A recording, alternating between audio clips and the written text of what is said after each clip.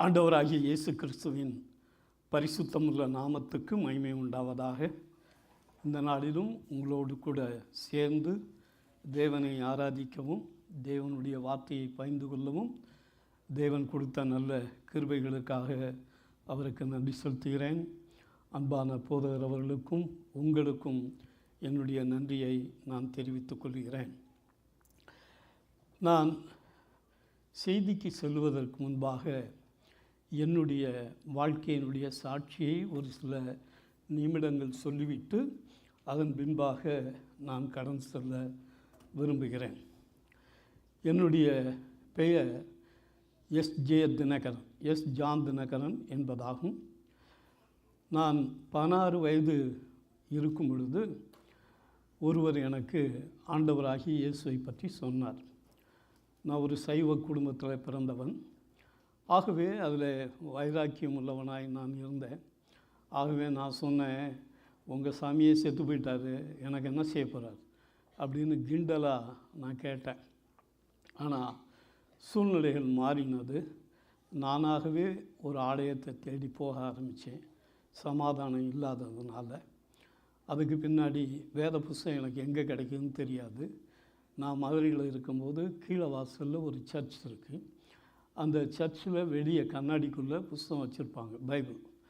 நான் ஒரு சின்ன வேலை பார்த்துக்கிட்டு இருக்கும்போது அந்த பிளாட்ஃபார்மில் நின்று டெய்லி வேலைக்கு போகும்போது அதை வாசிக்கிட்டே போவேன். அதுதான் எனக்கு ஆறுதலாக இருந்துச்சு. அதுக்கு பின்னாடி ஒரு அம்மா ஒரு பைபிள் ஒன்று கொடுத்தாங்க. 3 மாதத்துக்குள்ளே அதுக்குள்ளே என்ன தான் இருக்குதுன்னு படித்து முடித்தேன். 2 தான் புரிஞ்சிச்சு. ஒன்று, விக்கிரகங்களை கும்பிடக்கூடாது, இன்னொன்று விக்கிரகங்களுக்கு படைக்கப்பட்டதை சாப்பிடக்கூடாது. அது 2ஐயும் நான் ஹிந்துவாக இருக்கும்போதே என்னுடைய வாழ்க்கையில் தீர்மானம் எடுத்து அதை விட்டேன். ஆனால் என்னுடைய வாழ்க்கையில் ரட்சிக்கப்படல. பல வருஷமாக அந்த ஆலயத்துக்கு நான் போனாலும் வெளியே உள்ளே போகிற வரைக்கும் சிகரெட் குடிச்சிட்டு போவேன்.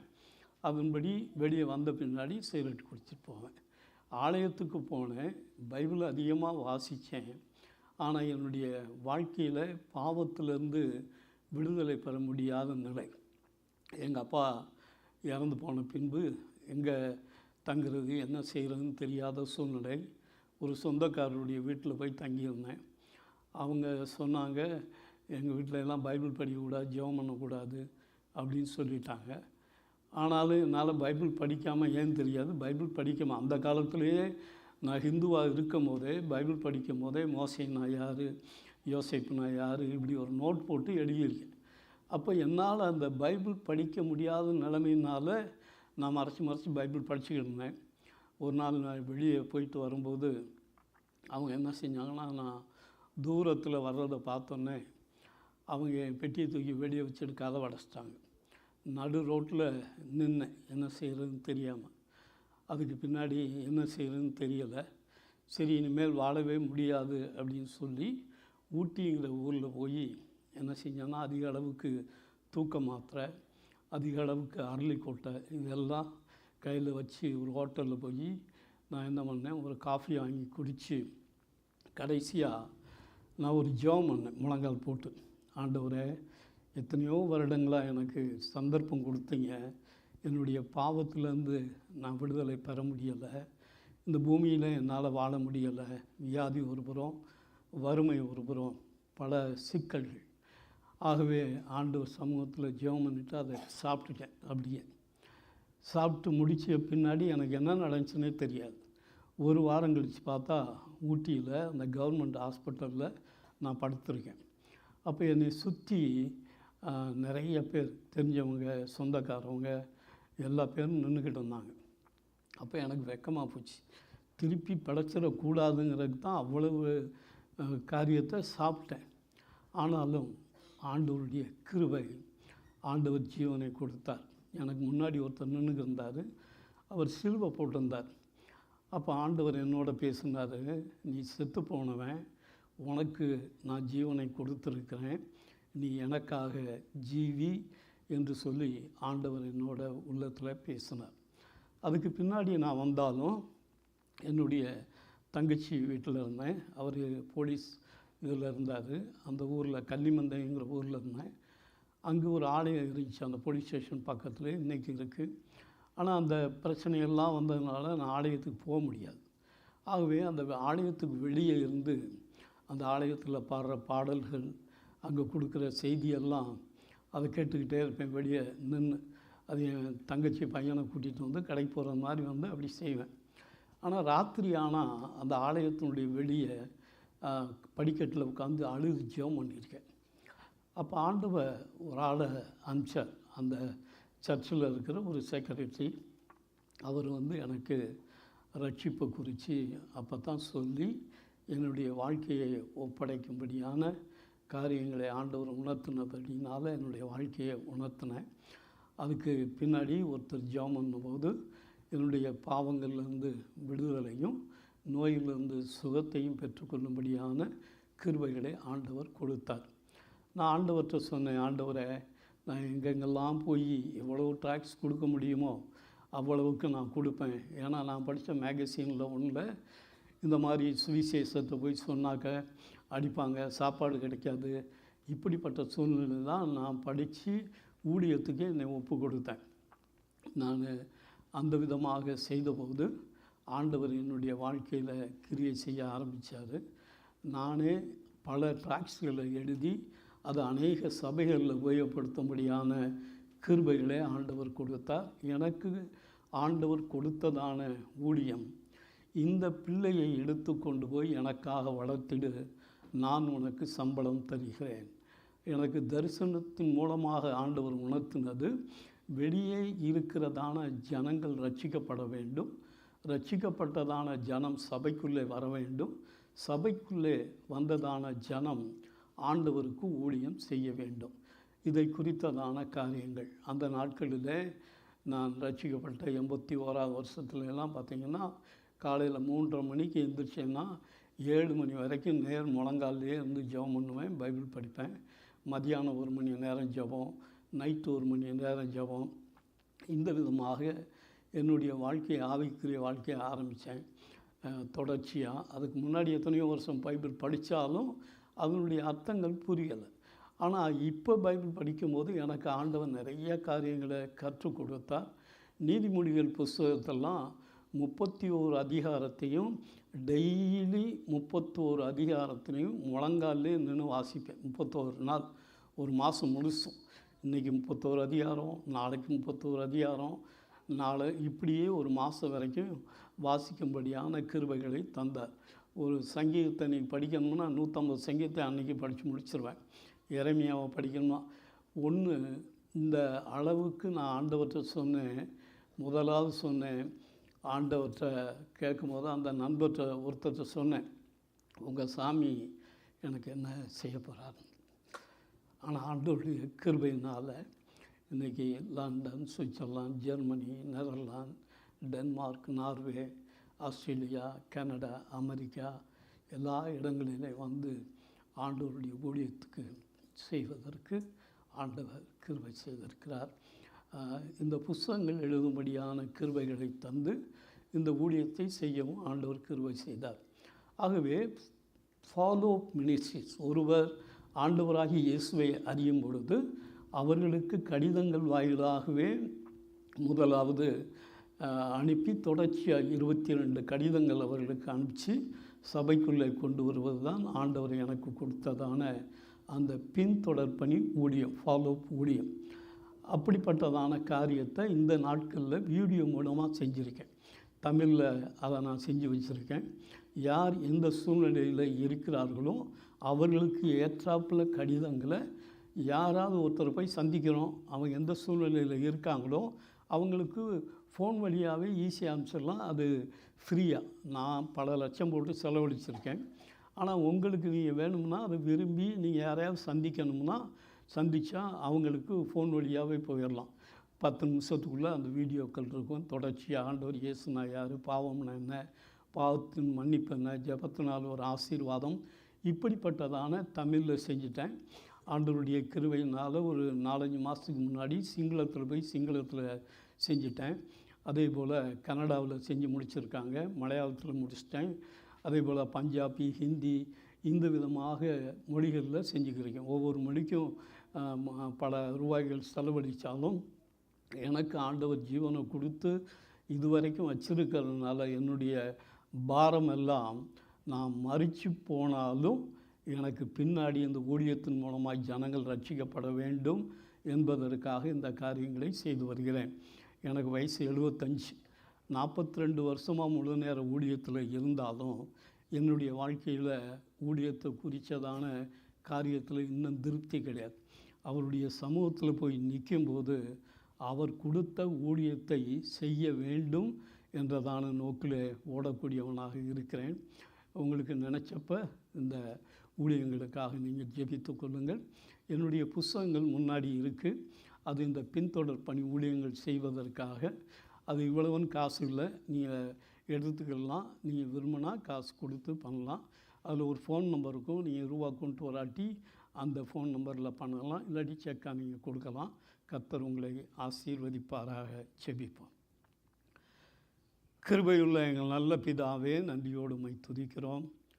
ஆண்டவரே, இந்த நாளிலும் நீர் செய்ததான நன்மைகளை ஆண்டவரே உம்முடைய பிள்ளைகளுக்கு சொல்லும்படியான கிருபைகளை தந்த தயவுக்காக நன்றி செலுத்துகிறேன். இப்போதுமாய் நீர் பேசும். எங்கள் ஒவ்வொருவருக்கும் வேண்டிய உம்முடைய வாத்திய ஆகாரத்தை நீர் எங்களுக்கு தந்தருளும்படியாக செபிக்கிறோம். இரட்சகர் இயேசுவின் மூலம் வேண்டுகிறோம் நல்ல பிதாவே, ஆமென். இன்றைய நாளில் 2 விதமான முக்கியமான காரியங்களை குறித்து உங்களோடு கூட நான் பேச விரும்புகிறேன். ஒன்று, தேவ ஜனத்தை குறித்ததான தேவனுடைய விருப்பம். 2வதாக தேவ சபையை குறித்ததான தேவனுடைய திட்டம். ஆகவே தேவன் நம்முடைய வாழ்க்கையில் எதை செய்ய விரும்புகிறார் என்பதும், சபையை குறித்ததான காரியத்தில் தேவனுடைய திட்டம் என்ன என்பதை அறிந்தும் நாம் செயல்படுவது மிகவும் அவசியமான காரியம். உலகத்தில் எத்தனையோ ஜனங்கள் இருந்தாலும் ஆண்டவர் உங்களையும் என்னையும் தெரிந்து கொண்டு இருப்பாரே ஆனால் அது உலகத்திலேயே கிடைக்கக்கூடிய எல்லா ஆசீர்வாதங்களையும் விட மேலான வாழ்க்கை. இந்த உலகத்தில் கோடிக்கணக்கான பணம் எத்தனையோ பேர் வைத்திருக்கலாம். ஆனால் அவர்களுடைய முடிவுகளை பார்க்கும் பொழுது அவர்கள் நித்தியத்துக்கு செல்ல முடியாது. ஆனால் நம்முடைய வாழ்க்கையிலே ஆண்டவராகிய இயேசு நம்மை நேசித்தபடியினாலே தேவன் நம்மை ரட்சித்திருக்கிறார். உங்களையும் என்னையும் ரட்சித்தது நாம் ஒரு காரியமும் செய்யலை, ஒரு கிரியையை செய்யலை. ஆண்டவராக நம்மை ரட்சித்து சபையிலே வைத்திருக்கும்போது அவருடைய விருப்பத்தின்படி நாம் வாழ்வது அவசியமான காரியம். நாம் பெற்றதான ரட்சிப்பு விலையேற பெற்ற ரட்சிப்பு என்று சொல்லி வேதம் சொல்லுகிறது.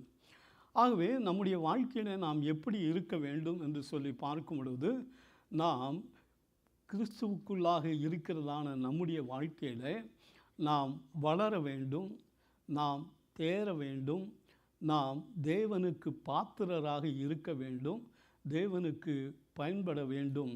அவருடைய வருகை வரும்பொழுது அவரோடு கூட செல்ல வேண்டும். இதுதான் ரட்சிக்கப்பட்ட கிறிஸ்தவர்களுடைய வாழ்க்கையினுடைய நோக்கம். இது இல்லாமல் எந்த காரியங்களை செய்தாலும் அது வீணான காரியங்கள் தான். வேதம் சொல்லுகிறது, 1 பேதுரு 18:19 பார்க்கும் பொழுது, வெள்ளியினாலும் பொன்னினாலும் நாம் மீட்கப்படாமல் கிறிஸ்துவின் விலையேற பெற்ற இரத்தத்தினாலே மீட்கப்பட்டிருக்கிறோம். நம்ம ரட்சிப்பை பெற்றுட்டோம். சில பேருக்கு அதை குறித்து அக்கறை இல்லை. என்றைக்கோ ரட்சிக்கப்பட்டோம் அப்படிங்கிற நிலைமையில் இருக்கலாம். ஆனால் நாம் ரட்சிக்கப்பட்டது ஆண்டவர் இயேசு நமக்காக இரத்தம் சிந்தி அவர் இந்த ரட்சிப்பை நமக்கு கொடுத்திருக்கிறபடியினாலே இந்த ரட்சிப்பை பாதுகாத்து கொள்வது அவசியமான காரியம். ஏசாயாவின் புஸ்தகம் 53ஆம் அதிகாரம் 12ஆம் வசனத்தில் பார்க்கும் பொழுது, அவர் தம்முடைய ஆத்துமாவை மரணத்திலே ஊற்றி நம்முடைய ஆத்துமாவை மீட்டு கொண்டார் என்று சொல்லி அங்கே பார்க்கிறோம். எபிரேயர் 2ஆம் அதிகாரம் 4ஆம் வசனத்தில் பார்க்கும் பொழுது, இவ்வளவு பெரிதான ரட்சிப்பை குறித்து நாம் கவலையற்றிருப்போமேயானால் தண்டனைக்கு எப்படி தப்பித்து கொள்ளுவோம் என்று சொல்லி கூறப்பட்டுள்ளது. அப்படியானால் ரட்சிக்கப்பட்டதான ஜனம் அஜாக்கிரதையாக இருக்கக்கூடாது. ஆகவே நம்முடைய வாழ்க்கையில் பெற்றதான அந்த ரட்சிப்பை காத்து கொள்வது அவசியமான காரியம். அஜாக்கிரதையாக இராதபடி விழிப்பாக நாம் இருக்க வேண்டும். ஏனென்றால் யோவான் 10ஆம் அதிகாரம் 10ஆம் வசனத்தில் ஆண்டவராகிய இயேசு சொன்னார், திருடன் திருடவும் கொல்லவும் அழிக்கவுமே வருகிறானே அன்றி வேறொன்றுக்கும் வரான் என்று சொல்லி கூறப்பட்டுள்ளது. உங்கள் எதிராளியாகிய பிசாசானவன் எவனை விழுங்கலாமோ வென்று வகை தேடி சுற்றித் திரிகிறான் என்று சொல்லி வேதம் சொல்லுகிறது. ஆக ரட்சிக்கப்பட்ட ஜனத்துக்கு ஒரு எதிரி உண்டு, அவன் பிசாஸ். ஏதாவது ஒரு விதத்தில் நம்முடைய வாழ்க்கையில் நாம் அவனுக்கு கீழாக போய்விட வேண்டும் என்பதற்காக பல விதத்திலையும் நம்மோடு கூட அவன் போராடுகிறான். ஆகவே நமக்கு எதிரி இருக்கான் என்பதை உணர்ந்தவர்களாக நாம் ஜீவிப்பது அவசியமான காரியம். நான் ரட்சிக்கப்பட்டு எத்தனையோ வருஷங்க அப்படின்னு சொல்லலாம். ஆனால் வேதம் சொல்லுகிறது, 1 கொரிந்தியர் 10ஆம் அதிகாரம் 12ஆம் வசனத்தில் பார்க்கும் பொழுது, தன்னை நிற்கிறவன் என்று எண்ணுகிறவன் விழாதபடிக்கு எச்சரிக்கையாக இருக்க கடவுள். யாராக இருந்தாலும் சரி, நான் கிட்டத்தட்ட 55 வருஷமாக பைபிள் படிச்சுக்கிட்டு இருக்கேன். ஆனால் நான் நிற்கிறேன்னு சொல்ல முடியாது. என்னுடைய வாழ்க்கையில் எப்பொழுதுமே நான் ஜாக்கிரதை உள்ளவனாக இருக்கிறபடியினாலே தான் இன்றைக்கும் நான் நேரம் கிடைக்கும் பொழுதெல்லாம் முழங்கால் போட்டு வேதத்தை வாசிக்கக்கூடியவனாக இருக்கேன். ஏனென்றால் ஆண்டவர் எனக்கு கொடுத்த அந்த ரட்சிப்பை நான் இழந்து விடக்கூடாது. நம்ம எதற்காக ரட்சித்தார்? கொலோசியர் 1ஆம் அதிகாரம் 13ஆம் வசனத்தில் பார்க்கும் பொழுது, இருளின் அதிகாரத்தினின்று நம்மை விடுதலையாக்கி அவருடைய குமாரனுடைய ராஜ்யத்துக்கு உட்படுத்தினவருமாகிய பிதாவை ஸ்தோத்தரிக்கிறோம் என்று சொல்லி கூறப்பட்டுள்ளது. இருளினுடைய அதிகாரத்தில் நாம் இருந்தோம்.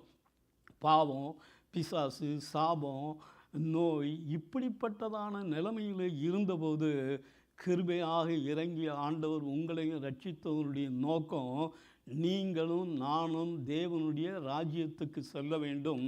அதே வேளையில் எபிரேயர் 2ஆம் அதிகாரம் 10ஆம் வசனம் சொல்லுகிறது, மகிமையிலே நாம் போய் சேர வேண்டும். அது ஒன்று தான் ஆண்டவருடைய விருப்பம். அதற்காகத்தான் ரட்சித்தார். அப்போ நம்முடைய வாழ்க்கையில் அந்த நோக்கம் நம்முடைய வாழ்க்கையில் இருக்க வேண்டுமே ஒழிய இந்த உலகத்தினுடைய காரியங்களிலேயே நாம் சிக்கி நாம் சீரழிந்து விடக்கூடாது என்பது மிகவும் அவசியமான காரியம். 4 விதமாக நாம் வாழ முடியும். சாலமோனுடைய வாழ்க்கையில் பார்ப்பீர்களே ஆனால், சாலமோன் பிரசங்கியின் புஸ்தகம் 2ஆம் அதிகாரத்தில் சொல்லும்போது, எனக்காக தோட்டங்களை உண்டாக்கினேன், எனக்காக குளங்களை உண்டாக்கினேன், அரண்மனை எல்லாம் சொல்கிறார். ஆனால் முடிவில் அவர் சொல்கிறாரு, இவைகள் எல்லாவற்றையும் கண்ணோக்கி பார்த்தேன், இதோ எல்லாம் மாயையும் மனதுக்கு சஞ்சலமாக இருக்கிறது என்று சொல்லி. நம்முடைய வாழ்க்கையிலே ரட்சிக்கப்பட்டதான நாம் நமக்காகவே நாம் வாழ்ந்து கொண்டிருப்போமே, ஆனால் நம்முடைய வாழ்க்கையினுடைய முடிவு சஞ்சலத்தோடு தான் இருக்கும். நிறைய பேருடைய வாழ்க்கையில் சஞ்சலத்தோடு தங்களுடைய வாழ்க்கையை முடித்தவர்கள் உண்டு. ஆனால் நம்முடைய வாழ்க்கையில் அதுக்காக ஆண்டவர் ரட்சிக்கவில்லை. யோயாக்கீன் என்றதான ஒரு ராஜா இருந்தான். 2 ராஜாக்களின் புஸ்தகம் 24, 25 பார்க்கலாம். அவனுடைய வாழ்க்கையில் அவனை ராஜாவாக ஏற்படுத்தின தேவனே. ராஜாக்களை தள்ளி ராஜாக்களை ஏற்படுத்துகிறவர் அவரே. ஆனால் அவன் என்ன செஞ்சான்? 18 வயசு வாலிப வயசு. அவன் செஞ்ச காரியம் என்னென்னா, 3 மாதம்தான் அரசாண்டான்.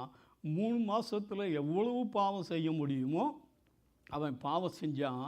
ஆனால் அவனுடைய வாழ்க்கையில் 37 வருஷம் 12 மாதம் 2 ராஜாக்களின் புஸ்தகம் 25 பார்க்கலாம், சிறைச்சாலையில் அவன் இருந்தான் என்று சொல்லி கூறப்பட்டுள்ளது.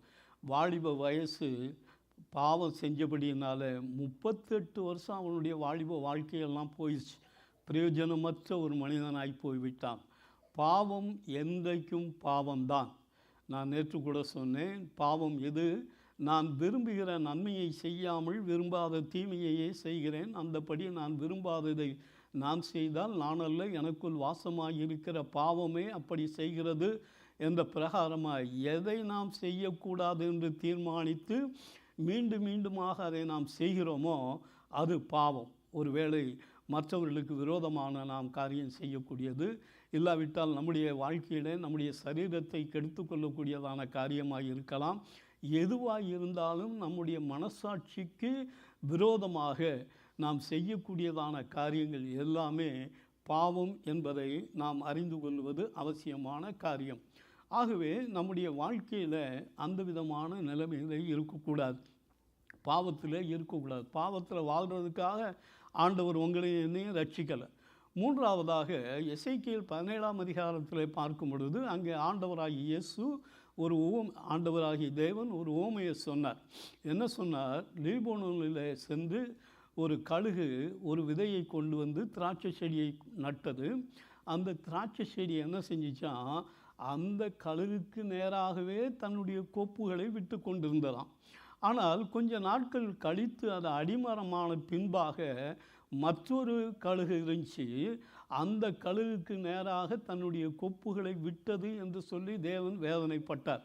இன்றைய நாட்களில் அநேகருடைய வாழ்க்கையில் ஆரம்பத்தில் ஆண்டவரே ஆண்டவரே என்று சொல்லி ஆண்டவரையே பிடித்து கொண்டிருந்ததான ஜனங்கள் தங்களுடைய வாழ்க்கையில் வசதி வாய்ப்புகள் எல்லாம் வந்த பின்பாக ஆண்டவரை நோக்கி பார்த்ததான கண்கள் இப்பொழுது எங்கே போயிடுச்சுன்னா, உலகத்தை நோக்கி பார்த்து உலகத்தின்படியே வாழக்கூடியவர்களாக இருக்கக்கூடியவர்களும் சபைக்குள்ளே உண்டு. வேதம் சொல்லுகிறது, ஆண்டவராகிய இயேசு சொன்னார், நான் உலகத்தான் அல்லாதது போல அவர்களும் உலகத்தார் அல்ல.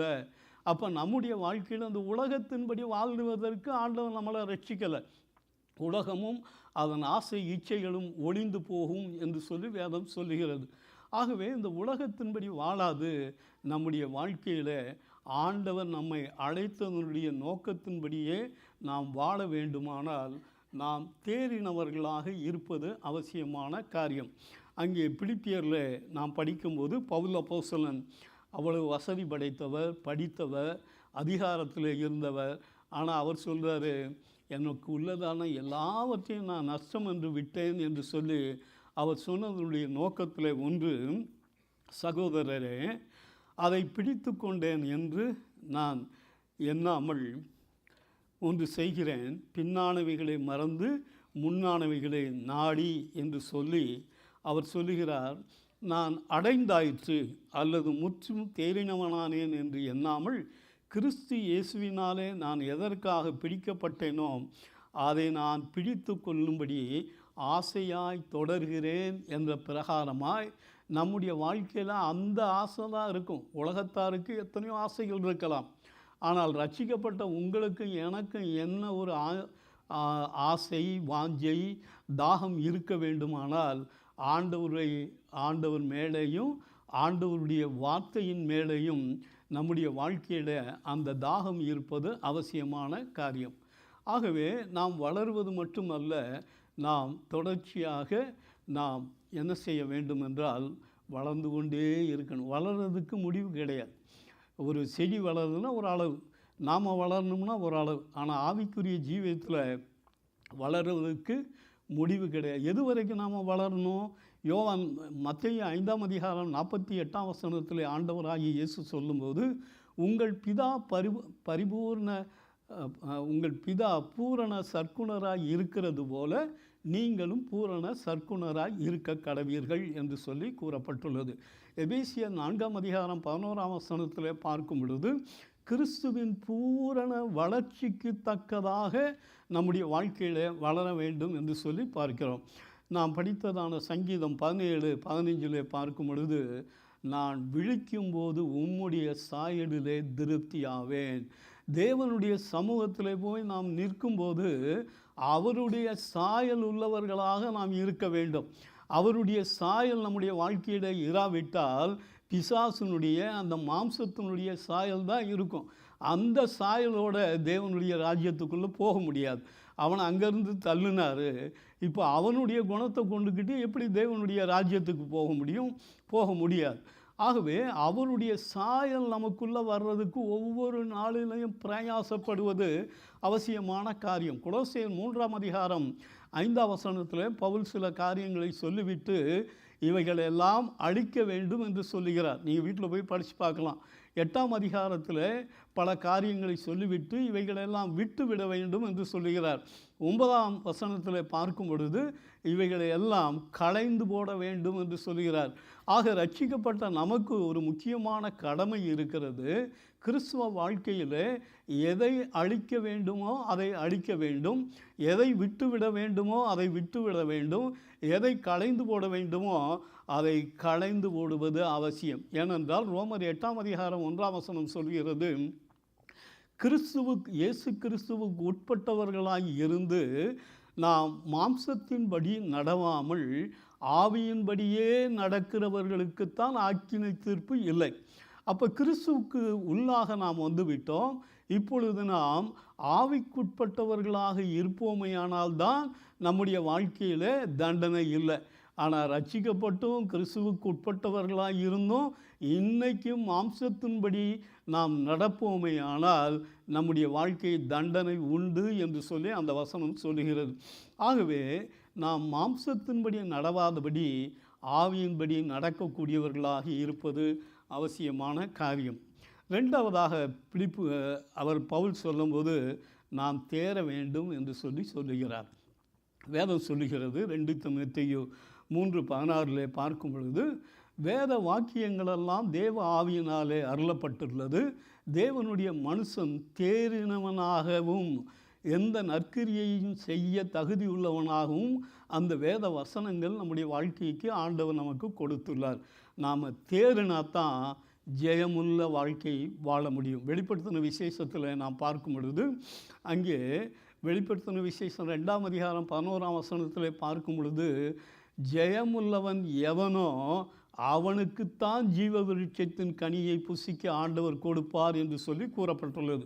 2:7 ஜெயம் கொள்ளுகிறவனுக்கு என்னோடு கூட சிங்காசனத்திலே உட்காரும்படியான அருள் செய்வேன் என்று சொல்லி ஆண்டவர் சொல்லுகிறார். ஜெயம் கொள்ளுகிறவனுக்கு அங்கே அதிகாரம் ஆளுகையை கொடுப்பேன் என்று சொல்லியும், அதே மாதிரி ஜெயமுள்ள என்று 7 விதமான நிலைமைகளிலே ஆண்டவர் சொல்கிறார். அப்போ நாம் இந்த பூமியில் இருக்கும் பொழுது ஒரு வெற்றியுள்ள கிறிஸ்தவ வாழ்க்கை வாழாவிட்டால் நம்முடைய கிறிஸ்தவ வாழ்க்கை வீண். பல காரியங்களை நாம் செய்யலாம், நமக்கு எவ்வளவு நாளும் வசதிகள் வாய்ப்புகள் வரலாம். ஆனால் ஆண்டவரோடு கூட இருந்து ஆண்டவருக்கு பிரியமுள்ளவர்களாக வாழ்வது அவசியமான காரியம். அங்கே பார்க்கும் பொழுது நம்முடைய வாழ்க்கையில் நாம் என்ன செய்யணும்னு ஆண்டவர் சொல்கிறார்னா, வெளிப்படுத்தின விசேஷம் 1ஆம் அதிகாரம் 3ஆம் வசனத்தில் பார்க்கும் பொழுது, இந்த தீர்க்க தரிசன வசனங்களை வாசிக்கிறவனும் அவைகளை கேட்கிறவனும் அவைகளை கை கொள்ளுகிறவர்களும் பாக்கியவான்கள் என்று சொல்லி கூறப்படும். எவ்வளவு வேதத்தை வாசிக்கிறோமோ, எவ்வளவுக்கு வேதத்தை கேட்குறோமோ, அப்போ தான் நம்ம பாக்கியவானாக இருக்க முடியும். ஆகவே எவ்வளவு முடியுமோ, நாம் அவளுக்கு நேரமே இல்லைங்க அப்படின்னு சொல்ல முடியாது. ரட்சித்திருக்காரில், இல்லாட்டி என்றைக்கோ நம்ம பாவத்தில் மறித்து உலகத்துலேயும் மறித்து போயிருப்போம். ஜீவனை கொடுத்து வச்சுருக்காரு, அவர் ஜீவனை கொடுத்து நம்ம வச்சுருக்கார். கொரோனாவில் எத்தனையோ பேர் போனாங்க, நாம் தப்பி இருக்க முடியாத கிருபைகளை கொடுத்த 50 வயசில் 40 வயசில் 30 வயசில் எத்தனையோ பேர் போயிட்டாங்க. ஆனால் இன்றைக்கி நமக்கு ஜீவனை கொடுத்து வச்சுருக்காருன்னா நாம் தேவனுக்கு பிரியமுள்ளவர்களாக, தேவனுடைய சபைக்கு பிரியமுள்ளவர்களாக வாழ்வது அவசியமான காரியம். மற்றும் சங்கீதம் 1:2 நம்ம எல்லாத்துக்கும் தெரியும். கர்த்தருடைய வேதத்தில் பிரியமாய் இருந்து இரவும் பகலும் அவருடைய வேதத்தில் தியானமாக இருக்கிற மனுஷன் பாக்கியவான். நாங்கள் பைபிளே படிக்க முடியலை, வாசிக்கவே முடியலை, நாங்கள் எங்கே தியானம் பண்ணுறது அப்படின்னு சொல்லலாம். ஆனால் யோசுவா ஊழியத்துக்கு வந்த உடனே ஆண்டவர் சொன்னார், யோசுவாவின் புத்தகம் 1ஆம் அதிகாரம் 8ஆம் வசனத்தில், இந்த நியாயப்பிரமாண புத்தகம் உன் வாயை விட்டு பிரியாது இருப்பதாக, இரவும் பகலும் அதை தியானித்து கொண்டிருப்பாயாக, அப்பொழுது நீ புத்திமானாக இருப்பாய், நீ செய்வதெல்லாம் வாய்க்கும் என்று சொல்லி ஆண்டவர் சொன்னார். நம்முடைய வாழ்க்கையில் நம்முடைய காரியங்கள் வாய்க்க வேண்டுமானால், ஒருவேளை பணம் இருக்குது எல்லாம் நான் செஞ்சிருவேன்னு சொல்லலாம். ஆனால் ஒரு வரக்கூடாத வியாதி வந்தால் உங்களாலேயும் ஒன்றும் செய்ய முடியாது, என்னாலேயும் ஒன்றும் செய்ய முடியாது. தேவன் தான் நமக்கு கிருபையாக வழி நடத்துகிறார். ஆகவே வேத வசனங்களை நாம் தியானிக்கணும். அங்கே ஏசாயாவின் புத்தகம் 38ஆம் அதிகாரம் 18ஆம் வசனத்தில் பார்க்கும் பொழுது, குழியில் இறங்குகிறவர்கள் உம்முடைய வேதத்தை தியானிப்பதில்லை. எந்த குழி? இந்த பூமிக்குள்ளே இருக்கிற குழியில் எல்லாரும் தான் போகிறோம். ஆனால் அங்கே சொல்லப்பட்டிருக்கு, பாதாள குழியில் இறங்குகிறவர்கள் உம்முடைய வேதத்தை தியானிப்பது இல்லை. அப்போ நம்முடைய வாழ்க்கையில் வேதத்தை தியானிக்காமையே இருந்தோம்னா நாம் எங்கே தான் போவோம்னு அதனுடைய அர்த்தம் என்னென்னா, பாதாள குழிக்கு தான் போவோம் என்று சொல்லி அங்கே கூறப்பட்டுள்ளது. யோவான் 5ஆம் அதிகாரம் 39ஆம் வசனத்தில் ஆண்டவராகிய இயேசு சொல்லும்போது, வேத வாக்கியங்களை ஆராய்ந்து பாருங்கள், அவைகளால் உங்களுக்கு நித்திய ஜீவன் உண்டு என்று சொல்லி அங்கே சொல்லுகிறதான வார்த்தையை நாம் பார்க்கிறோம். வேத வாக்கியங்களை நாம் ஆராய்ச்சி பார்த்தா தான் அங்கே அப்போஸ்தலர் 17:17 சொல்லப்பட்டிருக்கு, அந்த பெரையா பட்டணத்தார் தினந்தோறும் வேத வாக்கியங்களை ஆராய்ந்து பார்க்கிறதுனால தான் நற்குணசாலிகளாய் இருந்தார்கள் என்று சொல்லி கூறப்பட்டுள்ளது. வேதம் நமக்குள்ளே இல்லாட்டி நற்குணம் இருக்காது. பழகிய அந்த மாம்ச குணமும் அப்படிப்பட்டதான குணங்கள் தான் நம்முடைய வாழ்க்கையில் இருக்கும். ஆகவே நம்முடைய வாழ்க்கையில் நாம் வேத வாக்கியங்களை ஆராய்ந்து தியானிக்கணும்.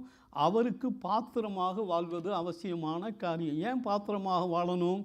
ஆண்டவர் சொன்னார், நீங்களே என் சாட்சிகள் என்று சொல்லி ஆண்டவர் சொன்னார். அப்படியானால் நம்முடைய வாழ்க்கையில் மற்றவர்களுக்கு நமக்குள்ளாக இருக்கிற வெளிச்சத்தை பிரதிபலிக்க வேண்டுமே ஒழிய நமக்குள்ளாக முன்னிருந்ததான அந்த இருளை பிரதிபலிக்கக்கூடியவர்களாக நாம் இருக்கக்கூடாது.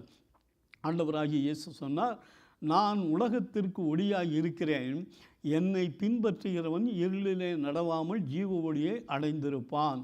அப்போ நம்முடைய வாழ்க்கையில் நாம் மாம்ச குணத்தை கீழடக்கி நாம் ஆவிக்குரிய வாழ்க்கையில் மேலான நிலைமையில் இருக்கிறது தான் தேவன் நம்முடைய வாழ்க்கையில் விரும்புகிறார்.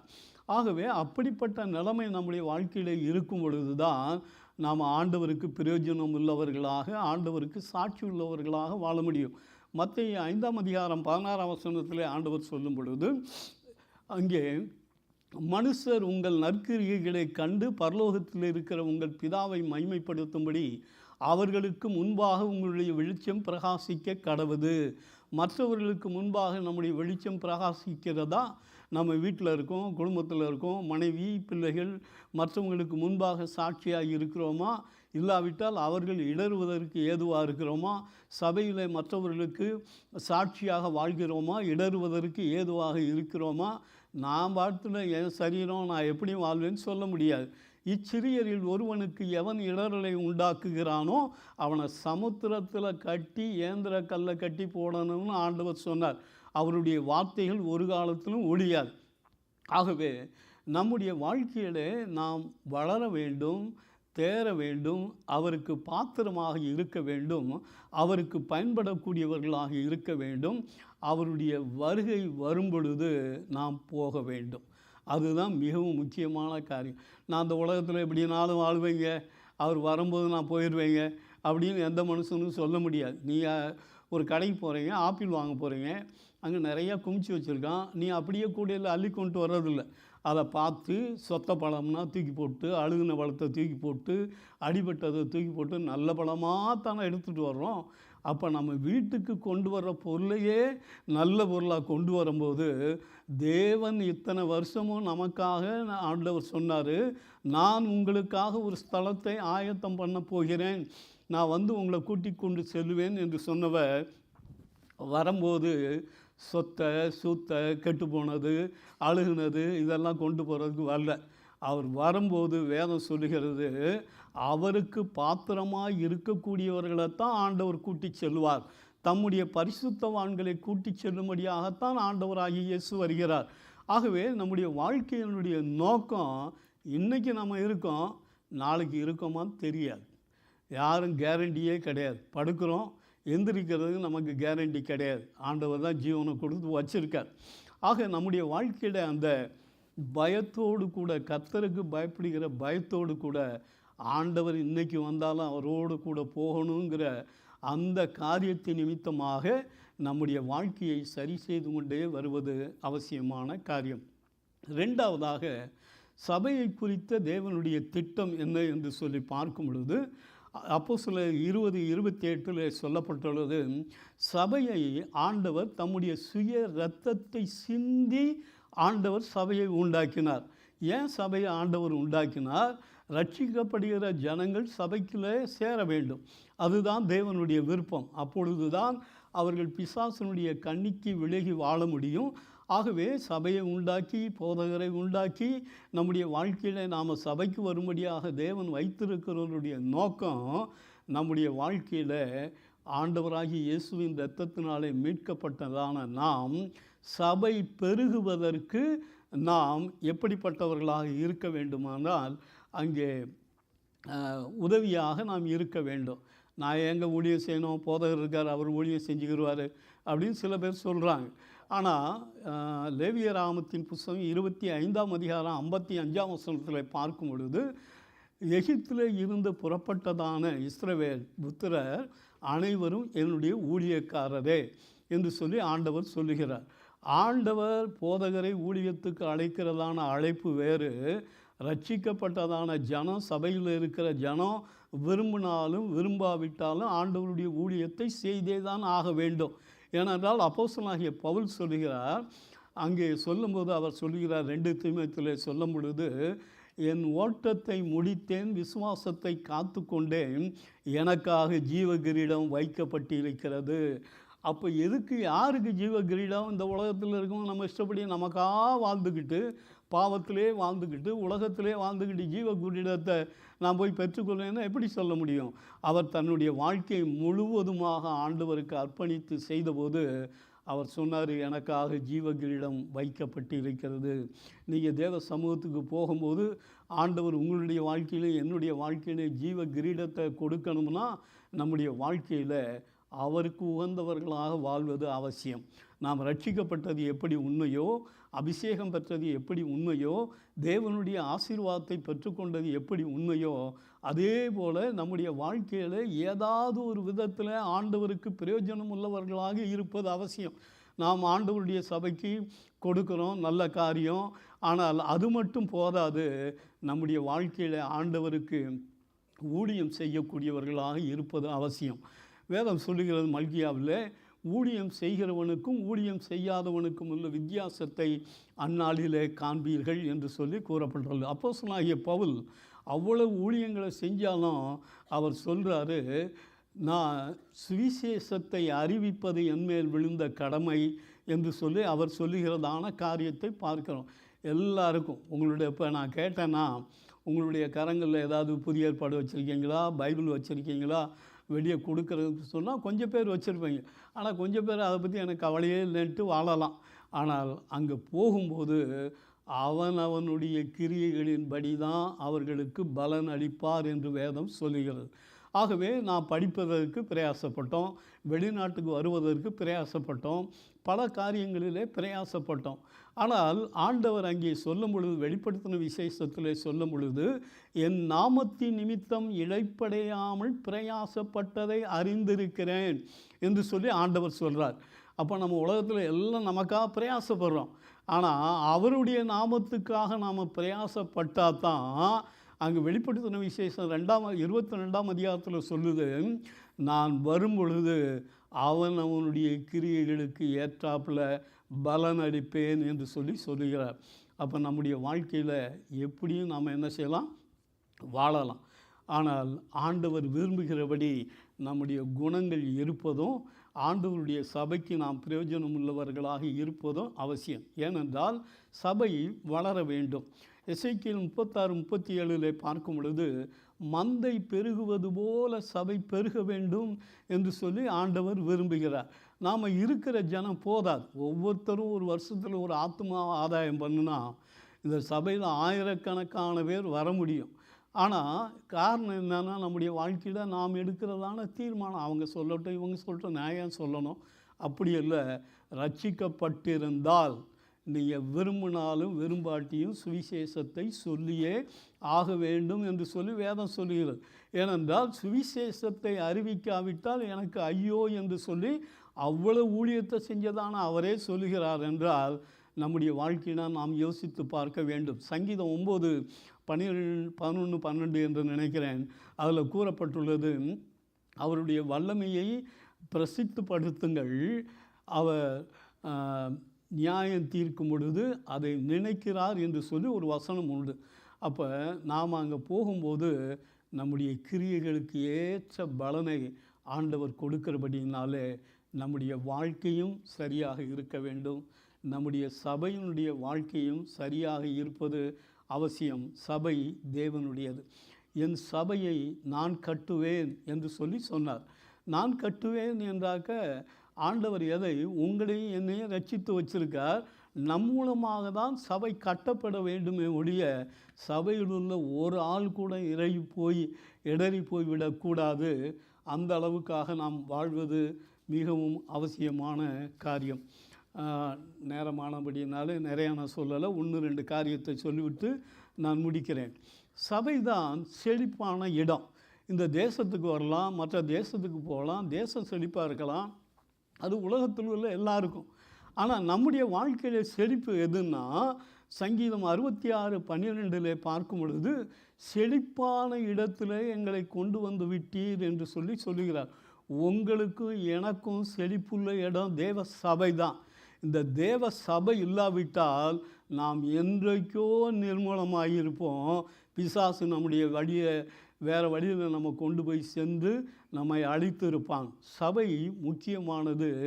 அங்கே சங்கீதம் 65:4 பார்க்கும் பொழுது, உம்முடைய பரிசுத்த ஆலயமாகிய ஆலயத்தினாலே நன்மை பெறுவோம் என்று சொல்லி, வீட்டின் நன்மையால் நன்மை பெறுவோம் என்று சொல்லி கூறப்பட்டுள்ளது. சங்கீதம் 92:12 பார்க்கும் பொழுது, கர்த்தருடைய ஆலயத்தில் நாட்டப்பட்டவர்கள் எங்கள் தேவனுடைய பிரகாரங்களிலே செழித்திருப்பார்கள் என்று சொல்லி கூறப்பட்டுள்ளது. சங்கீதம் 84:4 பார்க்கும் பொழுது, உம்முடைய வீட்டில் வாசமாயிருக்கிறவர்கள் பாக்கியவான்கள். எபிரேயர் 10:25 சொல்லப்பட்டது, சபை கூடி வருவதை விட்டு விடாதிருங்கள் என்று சொல்லி கூறப்பட்டுள்ளது. சில பேர் வாரத்துக்கு 52 வாரம் இருக்குன்னா, 52 வாரத்தில் கணக்கு பண்ணி பார்த்தாங்கன்னா 52 வாரமும் வந்தவங்க இருக்காங்க, 40 வாரம் வந்தவங்க, 30 வாரம் வந்தவங்க, 10 வாரம் வந்தவங்கெல்லாம் இருக்காங்க. மற்றபடி எங்கெங்கெல்லாம் போயிடுவாங்க. ஆனால் அது அல்ல. சபை கூடி வருவதை விட்டு விடாதபடிக்கு ஒவ்வொரு வாரமும் நாம் தேவனுடைய ஆலயத்துக்கு வரணும். ஒருவேளை டாக்டராக இருக்கலாம், நர்ஸாக இருக்கலாம், அவங்க அப்படிப்பட்ட முடியாத நிலைமையில் இருக்கும்போது முடிந்த அளவுக்கு நாம் தேவனுடைய சபைக்கு வரும்பொழுது தான் தேவனுடைய பிரசன்னம் இங்கே இருக்குது, தேவனுடைய வல்லமை இங்கே இருக்குது. ஆகவே அதனாலே நாம் நிரப்பப்படும் பொழுது நம்முடைய வாழ்க்கையில் நாமும் நம்முடைய குடும்பங்களும் நம்முடைய பிள்ளைகளும் ஆசீர்வாதமாக இருக்க வேண்டுமானால் ஒவ்வொரு வாரமும் தேவனுடைய சபையில் நாம் வருவது அவசியம். என்னுடைய வாழ்க்கையில் 42 வருஷத்துக்கு மேலே சபைக்கு போய்கிட்டு இருக்கேன். 4 முறை தான் கொரோனா காலத்தை தவிர நான் சபைக்கு வரல. பெட்டில் இருந்தேன் 4 தடவையும். அது பிறகு எந்த சூழ்நிலையாக இருந்தாலும் சரி, எப்படினாலும் ஆலயத்துக்கு போயிடுவேன். அதுதான் நம்முடைய வாழ்க்கையில் ஒரு வாஞ்சை, விருப்பமாக இருக்கணும். ஒரு கல்யாணம் வந்துச்சு, அந்த கல்யாணத்துக்கு போனேன், இல்லாட்டி வேறு ஒரு ஃபங்க்ஷனுக்கு போனேன், அது அல்ல. ஜீவனை கொடுத்து மீட்டு சபையை உண்டாக்கினவர் தேவன். அவருக்கு முதலிடம் கொடுத்தா தான் நம்முடைய வாழ்க்கையில் நம்முடைய பிள்ளைகள் நாம் ஆசீர்வாதமாக இருக்க முடியும். ஆகவே சபை கூடி வருதலை ஒரு காலத்திலே அலட்சியப்படுத்தி விடாதபடி இந்த சபை வளர்வதற்கு நாம் என்ன பிரயாசப்பட வேண்டுமோ அதை பிரயாசப்படுவது அவசியமான காரியம். ஆகவே முதலாவது தேவனுடைய ராஜ்யத்தை தேட வேண்டும் என்று சொன்னது போல நம்முடைய வாழ்க்கையில் ஆவிக்குரிய ஜீவியத்தில் நாம் வளரக்கூடியவர்களாக இருப்போம், தேடக்கூடியவர்களாக இருப்போம், அவருக்கு பாத்திரமாக இருப்போம். அது மட்டும் அல்லாது அவருடைய வருகையில் நாம் போகணும். அதான் நம்முடைய நோக்கம். கைவிடப்பட்டோமே ஆனால் நம்முடைய வாழ்க்கை பரிதாபத்துக்குரியதாக மாறிவிடும். ஆகவே சரி செய்ய வேண்டியதை நாம் சரி செய்வது அவசியமான காரியம். அவருடைய ஆலயத்தில் நம்மை ஆண்டவர் கொண்டு வந்து வைத்திருக்கிறார். இந்த சபைக்கு பிரயோஜனம் உள்ளவர்களாக, சபை வளர்வதற்கு ஏதுவுள்ளவர்களாக நாம் இருப்போம். கர்த்தர் உங்களை ஆசீர்வதிப்பாராக. ஆமேன், ஆமேன்.